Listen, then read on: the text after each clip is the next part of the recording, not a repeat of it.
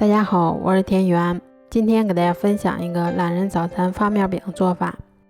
首先我们准备300克的普通面粉，先加入3克酵母粉，然后再加入5克白糖，促进发酵。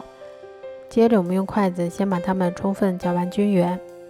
搅匀后，我们先打入2颗鸡蛋，鸡蛋的重量大约是120克，然后再少量多次的加入大约230克的牛奶。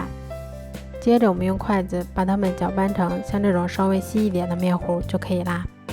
面糊调好后，再把它放到冰箱里面冷藏发酵1个晚上。像这样体积明显变大，我们的面糊就已经醒发好啦。接着我们先加入5克盐，再加入3克五香粉，然后用筷子把它们充分搅拌均匀的同时排出里面的空气。面糊调好后，我们把电饼铛先预热刷油，然后再把它们倒入预热好的电饼铛里面。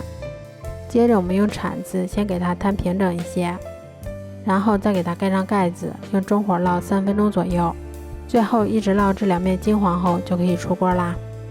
这样做出的懒人早餐发面饼吃起来像面包一样，非常的松软，而且做法也非常的简单快速。如果喜欢的话就试试吧，喜欢我的视频就关注我吧，谢谢您的支持。